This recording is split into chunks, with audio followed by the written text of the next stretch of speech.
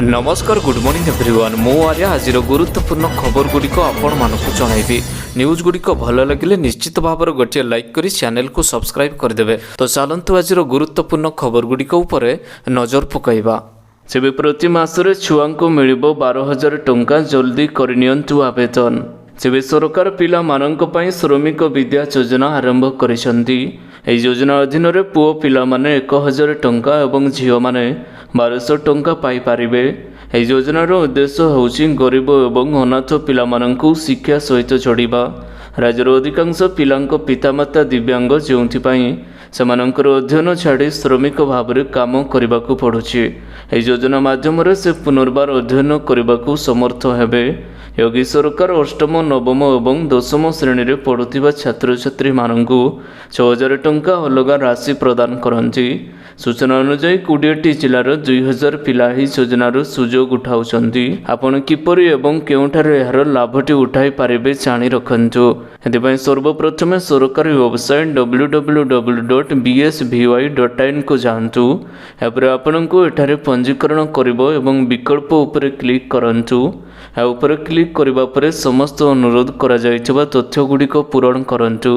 वर्तमान user ID सहायरे login करि नियंतु एवं अवशिष्ट विवरणी एठारे पूरण करंतु। एवं आपण माने एही योजना रे शामिल हो गले आपणको छुआ को मध्य प्रत्येक मासरे 12,000 टंका मिलिबो। परवर्ती खबर खसिला पारद बढ़िला शीत राज्यर अनेक स्थान में कुहुडीर आशंका। तेज राज्य पुणी थे बढ़िला शीत।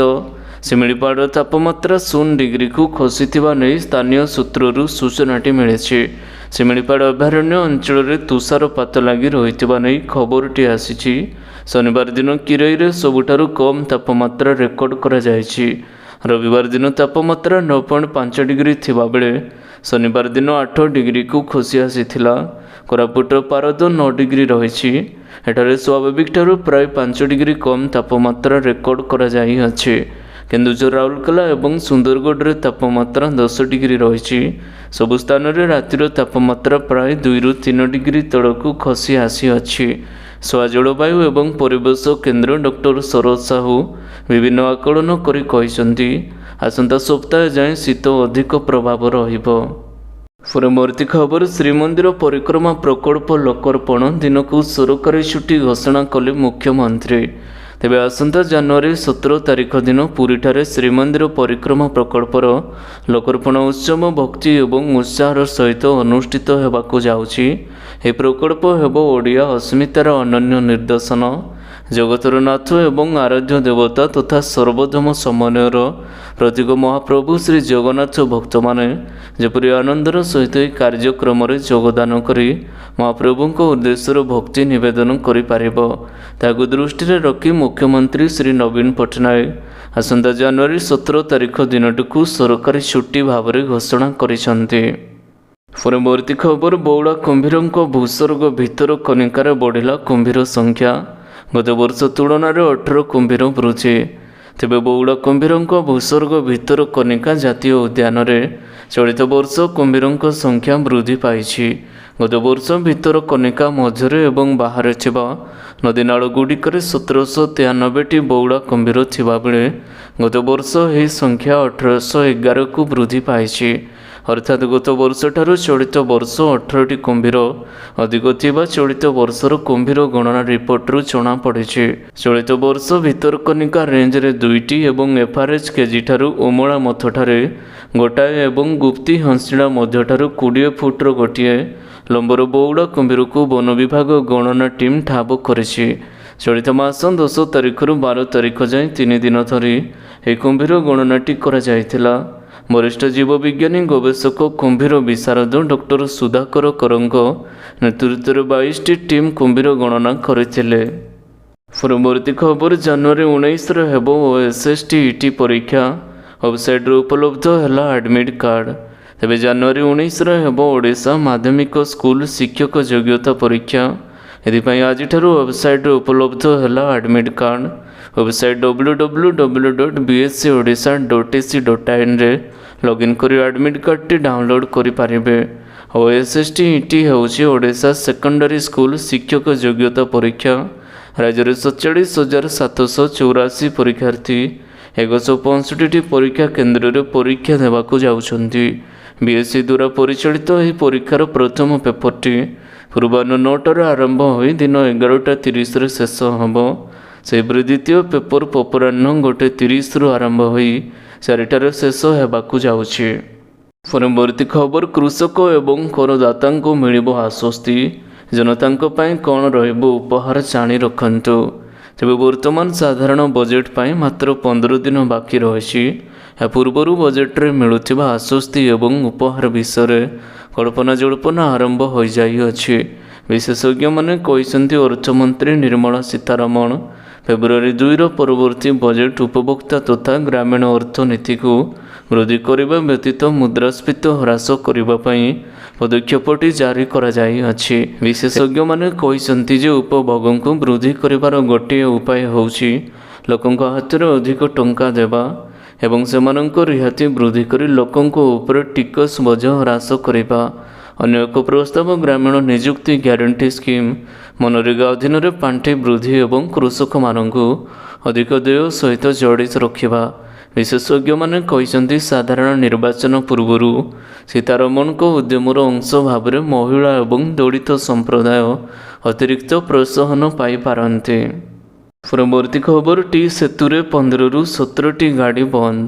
ତେବେ ମକର ମେଳା ପାଇଁ ସିଂହନାଥ ପିଠିରେ ପ୍ରସ୍ତୁତି ଜୋରଦାର ଚାଲିଛି। ବଡ଼ମ୍ବା ଗୋପୀନାଥପୁରଠାରୁ ଟି ସେତୁରେ 17 ପର୍ଯ୍ୟନ୍ତ ଗାଡ଼ି ଚଳାଚଳ ନିଷେଧ ରହିବ। ଟି ସେତୁରେ ଏବଂ ସିଂହାସନ ପୀଠର 4ଟି ପ୍ଲାଟୁନ୍ ଫୋର୍ସ ନିୟୋଜିତ ହେବେ ବୋଲି ସୂଚନାଟି ରହିଛି। ପ୍ରସ୍ତୁତି ନେଇ ବଡ଼ମ୍ବ ଥାନା ଅଧିକାରୀ ଶିବପ୍ରସାଦ ଭାଦ୍ରାଙ୍କ ସୂଚନାଟି ରହିଛି। ପରବର୍ତ୍ତୀ ଖବର, 12 ଭାରତୀୟ ମତ୍ସ୍ୟଜୀବୀଙ୍କୁ ଗିରଫ କରିବା ସହ ଡଙ୍ଗା ଜବତ କଲା ଶ୍ରୀଲଙ୍କା ନୌସେନା। ତେବେ ଶ୍ରୀଲଙ୍କା ନୌସେନା 12 ଜଣ ଭାରତୀୟ ମତ୍ସ୍ୟଜୀବୀଙ୍କୁ ଗିରଫ କରିଛି। ସେମାନେ ଦ୍ୱୀପ ଦେଶରେ ଜଳରେ ମାଛ ଧରିବା ଅଭିଯୋଗ ହୋଇଛି। ଏହାସହ ମତ୍ସ୍ୟଜୀବୀଙ୍କ ଡଙ୍ଗା ଜବତ କରାଯାଇଅଛି। ରବିବାର ଏକ ସରକାରୀ ବିବୃତ୍ତିରେ ଏହି ସୂଚନାଟି ଦିଆଯାଇଅଛି।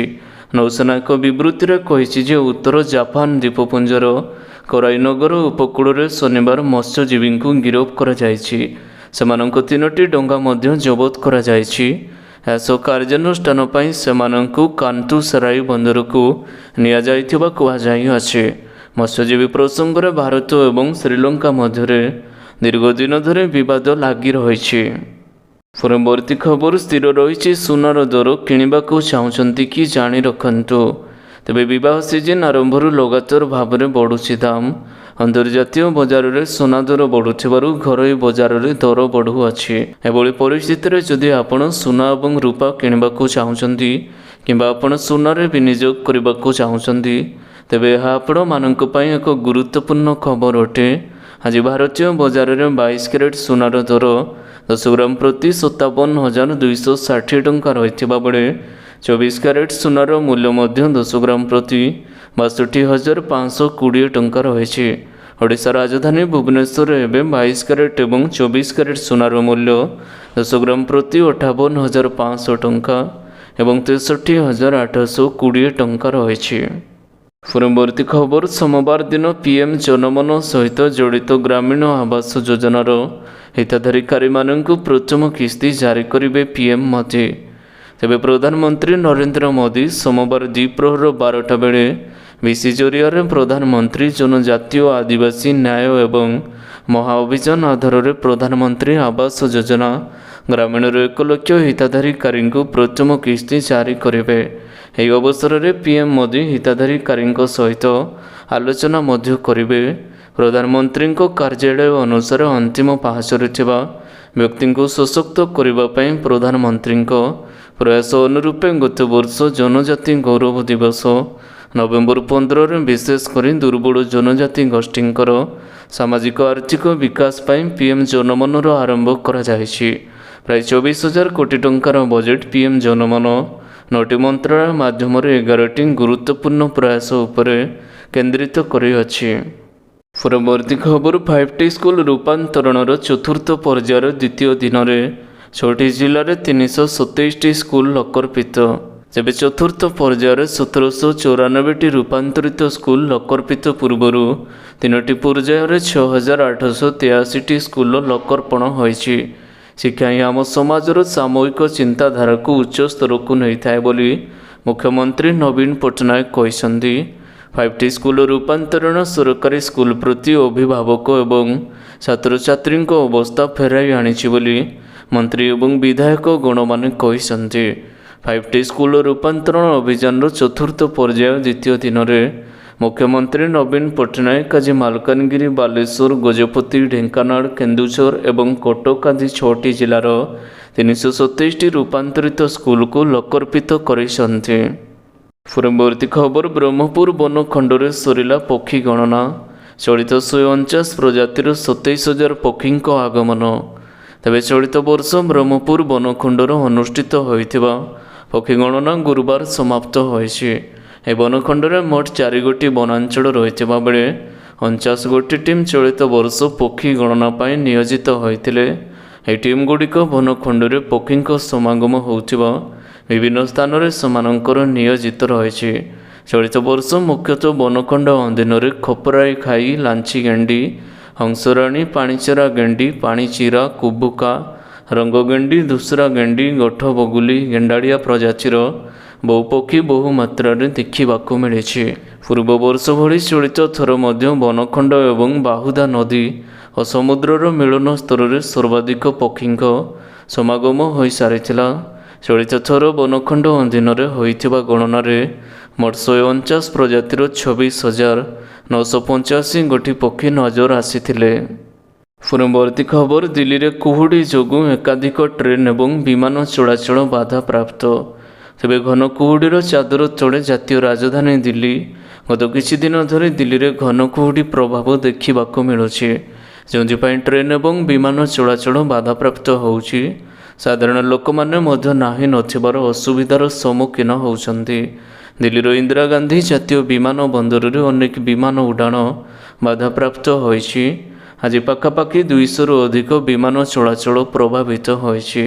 ଦିଲ୍ଲୀର ଇନ୍ଦିରା ଗାନ୍ଧୀ ଜାତୀୟ ବିମାନ ବନ୍ଦରର ଆଖପାଖରେ ଘନ କୁହୁଡ଼ି ଆସ୍ତରଣ ଦେଖିବାକୁ ମିଳିଛି। ପରବର୍ତ୍ତୀ ଖବର, ପାଳନ କରୁନଥିଲେ ଟିକସ ନିୟମ ପଞ୍ଜୀକରଣ। ଭାରତରେ ବ୍ଲକ୍ ହେଲା ଏହି ୱେବସାଇଟ୍। ତେବେ ବେଆଇନ ଅର୍ଥ ହେରଫେର ଘଟଣା ପରେ ସରକାର ନେଇଥିଲେ ପଦକ୍ଷେପ। କ୍ରିପ୍ଟୋକରେନ୍ସି ଏକ୍ସଚେଞ୍ଜ ଉପରେ ଦେଇଥିଲେ ଗୁରୁତ୍ୱ। ଏଥିପାଇଁ କେନ୍ଦ୍ର ସରକାରଙ୍କ ପକ୍ଷରୁ ବିଭିନ୍ନ ଟ୍ରେଡିଂ ଆପ୍ ଉପରେ ରୋକ ଲଗାଯାଇଥିଲା। ଆଉ ସେଗୁଡ଼ିକ ଇଣ୍ଟରନେଟ୍ରୁ ହଟାଇ ଦେବାକୁ କୁହାଯାଇଥିଲା। ଆଉ ବର୍ତ୍ତମାନ ପୁଣି ଏହିସବୁକୁ ନେଇ ଖବର ସାମ୍ନାକୁ ଆସିଛି। ଗତ ବର୍ଷ ଡିସେମ୍ବର 28 ତାରିଖରେ ଭାରତରେ ବେଆଇନ ଭାବରେ କାର୍ଯ୍ୟ କରିବା ପାଇଁ ବାଇନାନ୍ସ, କୁକଏନ୍, ହୁବି ପରି କିଛି ଟ୍ରେଡିଂ ଆପକୁ ସୋକଜ ପଠାଯାଇଥିଲା। ମନି କଣ୍ଟ୍ରୋଲ ରିପୋର୍ଟ ଅନୁସାରେ ଏହି କମ୍ପାନୀଗୁଡ଼ିକ ସ୍ଥାନୀୟ ଟିକସ ନିୟମ ପଞ୍ଜୀକରଣ ଏବଂ ପାଳନ କରିବାରେ ବିଫଳ ହୋଇଥିଲେ। ତେଣୁ ଅର୍ଥ ମନ୍ତ୍ରଣାଳୟ ସେମାନଙ୍କର URL ଗୁଡ଼ିକୁ ହଟାଇ ଦେବାକୁ ସୂଚନା ପ୍ରଯୁକ୍ତି ମନ୍ତ୍ରଣାଳୟକୁ ନିର୍ଦ୍ଦେଶ ଦେଇଛି। ପରବର୍ତ୍ତୀ ଖବର, 1 ଲିଟର ପେଟ୍ରୋଲରେ ସରକାରଙ୍କୁ ମିଳୁଛି ଏତିକି ଲାଭ, ଜାଣି ରଖନ୍ତୁ। ତେବେ ଦୀର୍ଘ ଦିନରୁ ଅପରିବର୍ତ୍ତିତ ରହିଛି ପେଟ୍ରୋଲ ଏବଂ ଡିଜେଲ ଦର। ରୁଷ ୟୁକ୍ରେନ୍ ଯୁଦ୍ଧ ପରେ ତେଲ ଦର ବୃଦ୍ଧି ପାଇଥିଲା। ଅନ୍ତର୍ଜାତୀୟ ସ୍ତରରେ ତେଲର ଦାମ ବଢ଼ିବା ପରେ ଦେଶରେ ତୈଳ କମ୍ପାନୀଗୁଡ଼ିକ ମଧ୍ୟ ପେଟ୍ରୋଲ ଡିଜେଲ ଦର ବୃଦ୍ଧି କରାଯାଇଛି। ତେବେ ବର୍ତ୍ତମାନ ଦେଶରେ ପେଟ୍ରୋଲ ଡିଜେଲର ହାରାହାରି ମୂଲ୍ୟ ରହିଛି 100 ଟଙ୍କା। କିନ୍ତୁ ଆପଣ ଜାଣନ୍ତି କି ପେଟ୍ରୋଲରେ ଆପଣ ସରକାରଙ୍କୁ କେତେ ଟଙ୍କା ଟ୍ୟାକ୍ସ ଦେଉଛନ୍ତି? 1 ଲିଟର ପେଟ୍ରୋଲର ମୂଲ୍ୟ ଟ୍ୟାକ୍ସ ପ୍ରାୟତଃ 50% ରହିଥାଏ। କେନ୍ଦ୍ର ଏବଂ ରାଜ୍ୟ ସରକାର ପେଟ୍ରୋଲ ଡିଜେଲ ଉପରେ ଭାରି ଟିକସ ଆଦାୟ କରିଥାନ୍ତି। ପରବର୍ତ୍ତୀ ଖବର, ଦିଲ୍ଲୀ NCRରେ କୁହୁଡ଼ି ସହିତ ବାୟୁ ପ୍ରଦୂଷଣ ବୃଦ୍ଧି। GREP 3 ପ୍ରତିବନ୍ଧକ ଲାଗୁ। ତେବେ ଦିଲ୍ଲୀ NCRରେ କୁହୁଡ଼ି ସହିତ ବାୟୁ ପ୍ରଦୂଷଣ ବୃଦ୍ଧି ହେତୁ ଗ୍ରେଡେଡ୍ ରେସ୍ପନ୍ସ ଆକ୍ସନ ପ୍ଲାନ୍ର ତୃତୀୟ ପର୍ଯ୍ୟାୟର ପ୍ରତିବନ୍ଧକ ତୁରନ୍ତ କାର୍ଯ୍ୟକାରୀ ହୋଇଛି। ଏହା ଅଧୀନରେ 8 ପଏଣ୍ଟ ଯୋଜନା କାର୍ଯ୍ୟକାରୀ ହେବ। ସେଥିମଧ୍ୟରୁ BS3 ପେଟ୍ରୋଲ ଏବଂ BS4 ଡିଜେଲ ଯାନ ଉପରେ ପ୍ରତିବନ୍ଧକ ଅନ୍ତର୍ଭୁକ୍ତ ରହିଛି। ଏହି ଅବଧି ମଧ୍ୟମରେ ସହରରେ ସମସ୍ତ ଅନିବାର୍ଯ୍ୟ ନିର୍ମାଣ ଏବଂ ଭାଙ୍ଗିବା କାର୍ଯ୍ୟ ଉପରେ ପ୍ରତିବନ୍ଧକ ଲଗାଯିବ। ରବିବାର ଏହି ପ୍ରତିବନ୍ଧକ ଘୋଷଣା କରି ବାୟୁ ଗୁଣବତ୍ତା ପରିଚାଳନା ଆୟୋଗ CAQM କହିଛନ୍ତି। ଶନିବାର ସନ୍ଧ୍ୟାଠାରୁ ଦିଲ୍ଲୀ NCR ବାୟୁ ଗୁଣରେ ହଠାତ୍ ଖରାପ ଅବସ୍ଥାକୁ ଦୃଷ୍ଟିରେ ରଖି ଗ୍ରାଫ କାର୍ଯ୍ୟ ପାଇଁ CQM ଉପରେ କମିଟି ଜରୁରୀକାଳୀନ ବୈଠକ ଡାକିଥିଲା। ରବିବାର ସକାଳେ ଉପକମିଟି ସମଗ୍ର NCR ତୁରନ୍ତ ପ୍ରଭାବ ସହିତ ସଂଶୋଧିତ ଗ୍ରାଫର ପର୍ଯ୍ୟାୟ 3 ଅନୁଯାୟୀ 8 ସୂତ୍ରୀୟ ଯୋଜନା କାର୍ଯ୍ୟକାରୀ କରିବାକୁ ନିଷ୍ପତ୍ତି ନେଇଛି। ପରବର୍ତ୍ତୀ ଖବର ଆରମ୍ଭ ହେଲା ଇ ଲେକ୍ଚର ବ୍ୟବସ୍ଥା, ମିଳିବ ଏହିସବୁ ପାଠ୍ୟକ୍ରମ। ତେବେ ଉଚ୍ଚଶିକ୍ଷା ସଂସ୍କାରରେ ଏକ ବଡ଼ ପଦକ୍ଷେପ ନେଇଛନ୍ତି ରାଜ୍ୟ ସରକାର। ରାଜ୍ୟର ପ୍ରଥମ ଥର ପାଇଁ ଆରମ୍ଭ ହେଲା ଇ ଲେକ୍ଚର ବ୍ୟବସ୍ଥା। ଏଥିରେ କଲେଜ ଏବଂ ବିଦ୍ୟାଳୟର 11ଟି ବିଷୟବସ୍ତୁ ଅପଲୋଡ଼ କରାଯାଇଛି। ଏହା ଉତ୍କଳ ବିଶ୍ୱବିଦ୍ୟାଳୟ ଦ୍ୱାରା ପ୍ରସ୍ତୁତ କରାଯାଇଛି। ଭର୍ଚୁଆଲ ମାଧ୍ୟମରେ ଏହାର ସୁବିଧା ନେବାକୁ ଉଚ୍ଚଶିକ୍ଷା ସ୍ୱତନ୍ତ୍ର ସଚିବଙ୍କ ପକ୍ଷରୁ ସବୁ କଲେଜ ଏବଂ ବିଶ୍ୱବିଦ୍ୟାଳୟକୁ ଚିଠି କରାଯାଇଅଛି। ସ୍ମାର୍ଟ ସ୍କୁଲ ଓ କଲେଜ ପରେ ଏବେ ଆରମ୍ଭ ହୋଇଛି ଇ ଲେକ୍ଚର ବ୍ୟବସ୍ଥା। ଏଣିକି ଘରେ ବସି ପିଲା ସେମିଷ୍ଟାର ପରେ ପରୀକ୍ଷା ଏବଂ ପ୍ରସ୍ତୁତି ହୋଇପାରିବ। btputkal.odisha.gov.in ୱେବସାଇଟ୍ରେ ସବୁ ତଥ୍ୟ ଉପଲବ୍ଧ କରାଯାଇଛି। ଏହି ଲିଙ୍କରେ କ୍ଲିକ୍ କଲେ 4ଟି ସେମିଷ୍ଟାର କୋର୍ସ ପଢ଼ି ହେବ। Physics, chemistry, botany, zoology, political science, Odia, ଇତିହାସ, ଇଂରାଜୀ, ସାଇକୋଲୋଜି, ବାଣିଜ୍ୟ ଏବଂ ଇକୋନୋମିକ୍ସ ପରି 11ଟି କଲେଜ ଏବଂ ବିଶ୍ୱବିଦ୍ୟାଳୟ ସ୍ତରୀୟ ପାଠ୍ୟକ୍ରମଟି ଏହି ପୋର୍ଟାଲରେ ଅପଲୋଡ଼ କରାଯାଇଅଛି। ପରବର୍ତ୍ତୀ ଖବର ଗଣତନ୍ତ୍ର ଦିବସର କଟକଣା, ଟ୍ରାଫିକ୍ ଆଡ଼ଭାଇଜରୀ ଜାରି। ପେରେଡ୍ ଦେଖିବାକୁ ଏଠାରେ ବୁକ୍ କରନ୍ତୁ ଟିକେଟ୍। ତେବେ ଗଣତନ୍ତ୍ର ଦିବସ ପାଇଁ ପ୍ରସ୍ତୁତି ଆରମ୍ଭ କରାଯାଇଛି। ସକାଳ ପେରେଡ୍ ପାଇଁ ରିହର୍ସାଲ ଆରମ୍ଭ ହୋଇଯାଇଛି। ତେବେ ଜାନୁଆରୀ 26କୁ ନଜରରେ ରଖି ଟ୍ରାଫିକ୍ରେ କିଛି ପରିବର୍ତ୍ତନ କରାଯାଇଛି। ଏନେଇ ଦିଲ୍ଲୀ ପୋଲିସ ପକ୍ଷରୁ ସୂଚନାଟି ଜାରି କରାଯାଇଛି। ଜାନୁଆରୀ 12 ଶୁକ୍ରବାର ଦିନ ଗଣତନ୍ତ୍ର ଦିବସ ପେରେଡ୍ ରିହର୍ସାଲ ହେତୁ ଦିଲ୍ଲୀ କେନ୍ଦ୍ରୀୟ ଦିଲ୍ଲୀରେ ଇଣ୍ଡିଗୋ ଗେଟ୍ ନିକଟରେ ଟ୍ରାଫିକ୍ ପ୍ରତିବନ୍ଧକ ଲଗାଯାଇଛି। ପରାମର୍ଶଦାତାଙ୍କ ଅନୁଯାୟୀ ଶନିବାର, ରବିବାର, ସୋମବାର ଏବଂ ମଙ୍ଗଳବାର ଦିନ ବିଜୟ ଚୌକଠାରୁ ଇଣ୍ଡିଗୋ ଗେଟ୍ ପର୍ଯ୍ୟନ୍ତ କର୍ତ୍ତବ୍ୟ ପଥ ରାସ୍ତାରେ ରିପବ୍ଲିକ୍ ଡେ ପେରେଡ୍ ରିହର୍ସାଲ କରାଯିବ। ପରବର୍ତ୍ତୀ ଖବର ଜାଡ଼ରେ ଥରୁଛି ମୟୂରଭଞ୍ଜ, ଶିମିଳିପାଳରେ 0 ଡିଗ୍ରୀକୁ ଖସିଲା ପାରଦ। ତେବେ ଜାଡ଼ରେ ଥରୁଛି ସାରା ମୟୂରଭଞ୍ଜ। ଗତ 4 ଦିନ ହେଲା ପାରଦ ତଳମୁହାଁ ହୋଇଥିବା ବେଳେ ଶିମିଳିପାଳ ଅଭୟାରଣ୍ୟ ଅଞ୍ଚଳରେ ଏବେ ପ୍ରବଳ ଥଣ୍ଡା ଅନୁଭୂତ ହୋଇଛି। ଜଙ୍ଗଲ ଭିତରେ ବନବାସୀଙ୍କ ଜୀବନଯାତ୍ରା ପ୍ରଭାବିତ ହେଉଛି। ଶିମିଳିପାଳ ପାଦଦେଶରେ ଥିବା ନଅଣା, ବରୈପାଣି, ଚହଲା ଅଞ୍ଚଳରେ ତାପମାତ୍ରା 5ରୁ 7 ଡିଗ୍ରୀ ମଧ୍ୟରେ ରହିଛି। ତେବେ ବାରକାମୁଡ଼ା ଅଞ୍ଚଳରେ ଗତକାଲି ରାତିରୁ ଆଜି ସକାଳ ପର୍ଯ୍ୟନ୍ତ ତାପମାତ୍ରା 0 ଡିଗ୍ରୀକୁ ଖସି ଆସିଥିଲା। ସକାଳୁ ସକାଳୁ ଏହି ଅଞ୍ଚଳର କିଛି ସ୍ଥାନରେ ଭୂମି ଉପରେ ବରଫ ପତଳା ଆସ୍ତରଣ ଦେଖିବାକୁ ମିଳିଛି। ପରବର୍ତ୍ତୀ ଖବର ଆଜିଠାରୁ ରାଜଧାନୀରେ ଖୋଲିବ ସମସ୍ତ ସ୍କୁଲ ଏବଂ ବଦଳିଗଲା ନିୟମ। ତେବେ ବର୍ତ୍ତମାନ ଶୀତ ଋତୁ ଚାଲିଥିବା ବେଳେ ଏଭଳି ସ୍ଥିତିରେ ଦେଶର ଅନେକ ସ୍ଥାନରେ ଏବେ ପ୍ରବଳ ଥଣ୍ଡା ଅନୁଭୂତ ହେଉଛି। ତେଣୁ ଏହି ଅସହ୍ୟ ଥଣ୍ଡାକୁ ଦୃଷ୍ଟିରେ ରଖି ବିଭିନ୍ନ ରାଜ୍ୟର ସରକାର ସ୍କୁଲ ବନ୍ଦ କରିବାର ନିଷ୍ପତ୍ତି ନେଇଥିଲେ। ଏହି କ୍ରମରେ ଦେଶର ରାଜଧାନୀ ଦିଲ୍ଲୀରେ ସମସ୍ତ ସ୍କୁଲ ବନ୍ଦ ରହିଥିଲା। ଜାନୁଆରୀ 12 ତାରିଖ ପର୍ଯ୍ୟନ୍ତ ଦିଲ୍ଲୀର ନର୍ସରୀ ଠାରୁ 5ମ ଶ୍ରେଣୀ ପର୍ଯ୍ୟନ୍ତ ସମସ୍ତ ସରକାରୀ ଏବଂ ବେସରକାରୀ ସ୍କୁଲ ବନ୍ଦ ରହିବ ବୋଲି ଘୋଷଣା କରାଯାଇଅଛି। ତେବେ ଆଜିଠାରୁ ଦିଲ୍ଲୀର ସମସ୍ତ ସ୍କୁଲ ପୁଣି ଥରେ ଖୋଲିବାକୁ ଯାଉଛି। ମାତ୍ର ସ୍କୁଲ ଖୋଲିବାକୁ ନେଇ କିଛି ନିୟମରେ ପରିବର୍ତ୍ତନ କରାଯାଇଅଛି। ତେବେ ଆଶା କରୁଛି ଆଜିର ଗୁରୁତ୍ୱପୂର୍ଣ୍ଣ ଖବର ଗୁଡ଼ିକ ଆପଣମାନଙ୍କୁ ନିଶ୍ଚିତ ଭାବରେ ଭଲ ଲାଗିଥିବ। ଯଦି ଭଲ ଲାଗିଥାଏ ଭିଡ଼ିଓକୁ ଗୋଟେ ଲାଇକ୍ କରନ୍ତୁ ଏବଂ ଚ୍ୟାନେଲକୁ ସବସ୍କ୍ରାଇବ୍ କରିବା ପାଇଁ ବିଲକୁଲ ବି ଭୁଲନ୍ତୁ ନାହିଁ। ଆପଣଙ୍କ ଭଲ ପାଇବା ସ୍ୱରୂପ ଭିଡ଼ିଓକୁ ସେୟାର କରିଦେବେ। ପୁଣି ଦେଖା ହେବ ଲାଟେଷ୍ଟ ଅପଡେଟ୍ରେ। ସେତେବେଳ ପର୍ଯ୍ୟନ୍ତ ବିଦାୟ ନେଉଛି। ବନ୍ଦେ ମାତରମ୍, ଟେକ୍ କେୟାର, ବାଏ ବାଏ।